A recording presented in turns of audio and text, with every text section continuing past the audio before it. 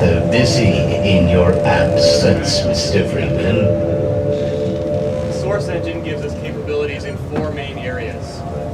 Believable and realistic human beings, graphics that were previously impossible outside a Hollywood movie studio, an integrated materials and physics system that create an unprecedented level of interactivity, and artificial intelligence that welds all these things together into an experience gamers have never had before. A huge number of details go into creating a character like the G-Man. His eyes glint based on a radiosity calculation of the local illumination. They self-shadow and follow you as you move. He has 40 separate muscles in his face, and his emotions are based on a taxonomy of facial expressions created by Dr. Paul Ekman, a research psychiatrist. This same system that gives Pay him... attention, Mr. Freeman. I'm only going to say this once. allows him to speak. And he can do it just as easily in any other language as English. 那么，看来我们是没有合作的机会了。 The character technology gives us a broad emotional palette to draw upon. So you'll really hate your enemies in Half-Life 2, fear for yourself and your friends, and maybe discover a few new feelings along the way.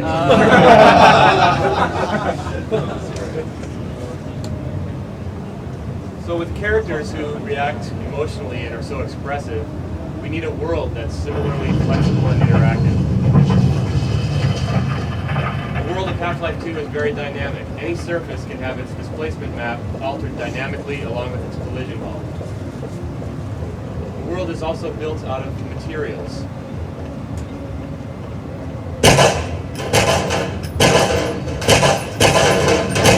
So if something looks like wood, then it sounds like wood, scrapes like wood, floats like it, and if you shoot it, it'll fragment like wood.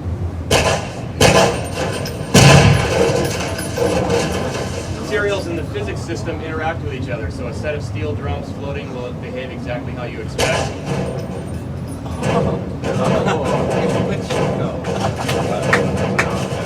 Didn't think this would be complete without a giant pachinko machine.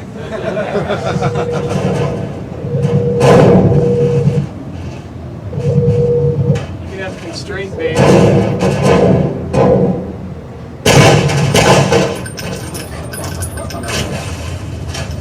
flexible models interacting with complex surfaces. There's no limitation on the complexity of those interactions. So it's this level of believable and consistent interactivity that opens the door to a wide variety of new gameplay mechanics. This will run on my 486.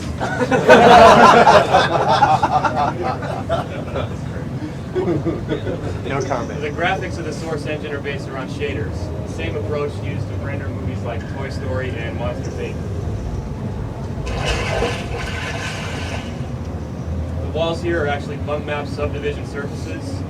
If you look closely at the water, you can see it refracts merged objects and properly incorporates a Fresnel term to modulate the surface reflectivity.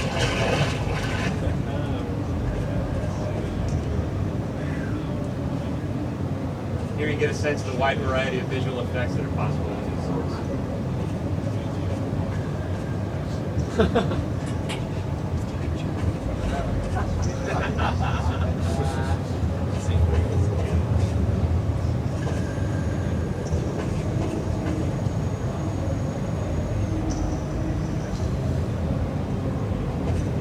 There aren't any arbitrary restrictions in the Source on how you can use these effects. For example, you can take one of them and apply them to a human character, effectively building them out of water.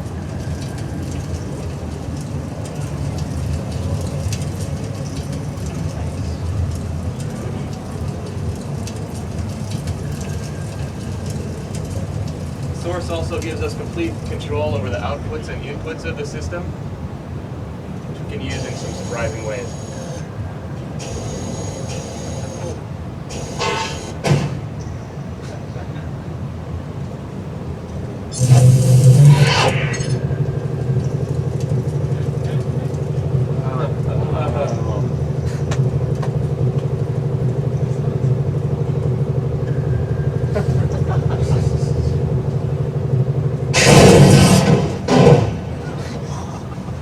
been our technology overview of the Source engine.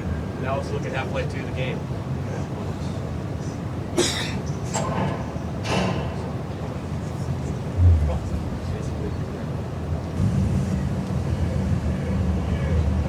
Here's the stuff you won't get on your 486.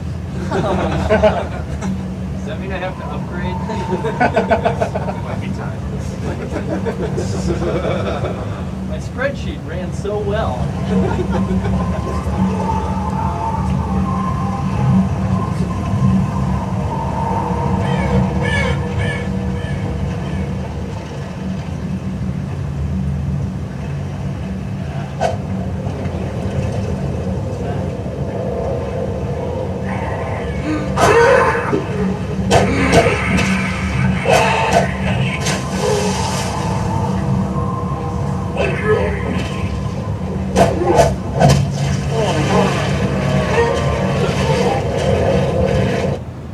Next segment will introduce you to Alex, one of your friends in Half-Life 2, and reintroduce Dr. Kleiner, one of the scientists from Black Mesa. Gordon? Gordon, snap out of it. You're staring at me again. Warming up nicely. Are you sure you don't want me to swap out the polarizer? That's not necessary. Just checking for potential modular interference in the interstices. Conditions could hardly be more ideal. I hope so. I'm sorry, Gordon. I can't help thinking that this isn't going to work. We should have listened to my father and done it his way. It's just, this is the first time I've had any hope of really striking back at the Combine. And now we're sitting ducks unless we can get this thing running. Come on, Dr. Kleiner, is it going to work or not? No, there's nothing to be nervous about. Let's see. Massless field flux should self-limit, and I've clamped the manifold parameters to base, LG orbital. Oh, do be careful. We should just cut our losses. Listen. Scanners. That's it. We gotta get moving. Here, Gordon. Take this. Let's get out of here. This It's too late. Run! Oh, fuck.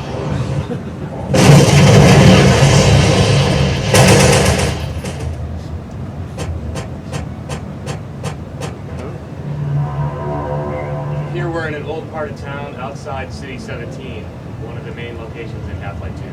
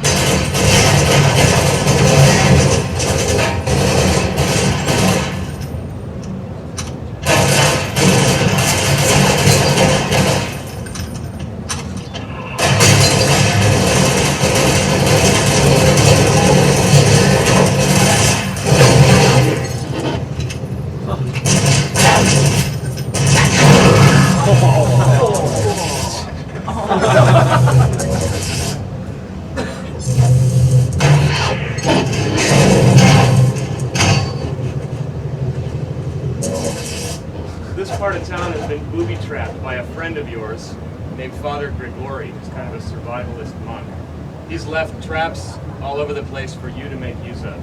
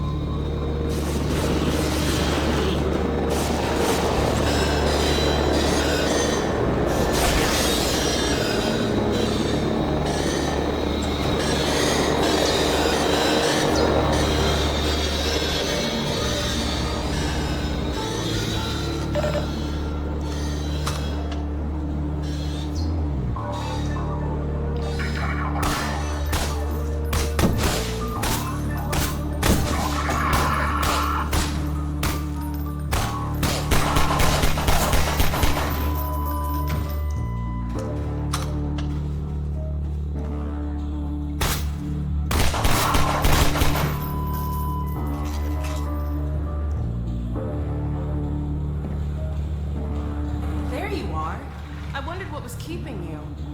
Hope you didn't have any trouble finding me.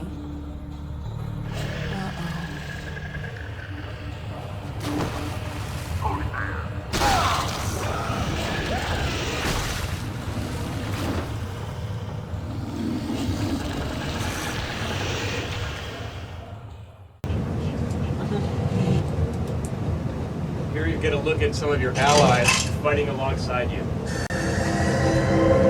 Remember when we thought Black Mesa was as bad as it could get?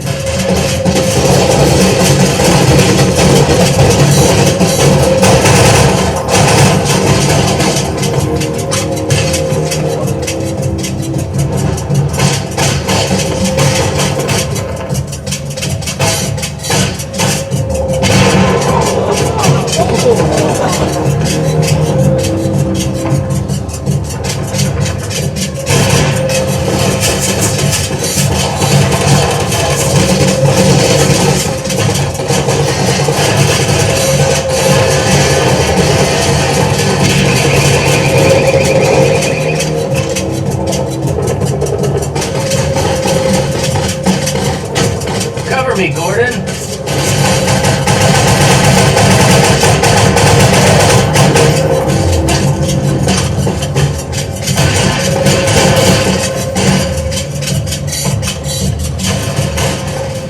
That these are not scripted sequences. The AI is determining when your allies choose to advance and how to best help you out in combat.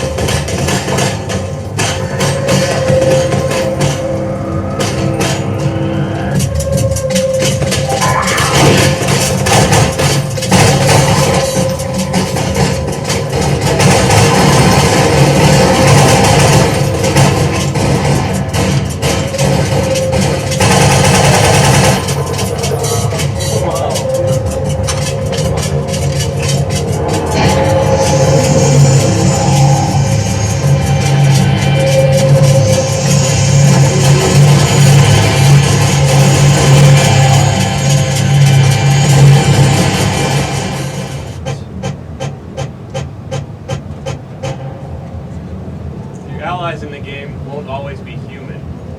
And in this segment, some of the less intelligent aliens have been fooled into thinking that you are one of their commanders. You have something that has the right pheromone on it, so these antlions will do what you tell them to.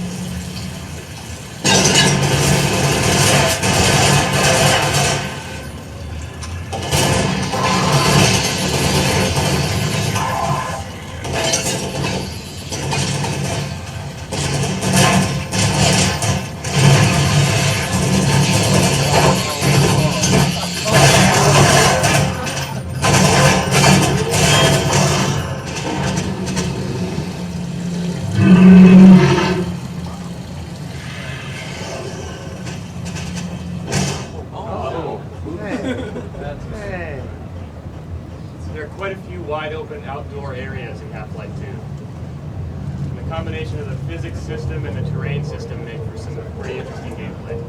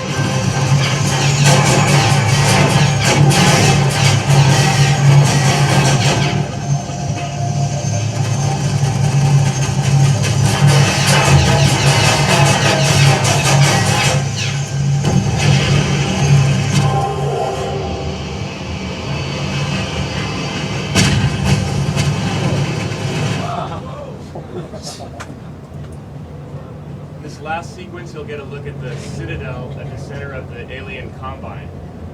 The Combine is a fortress which is slowly eating its way through the rest of City 17.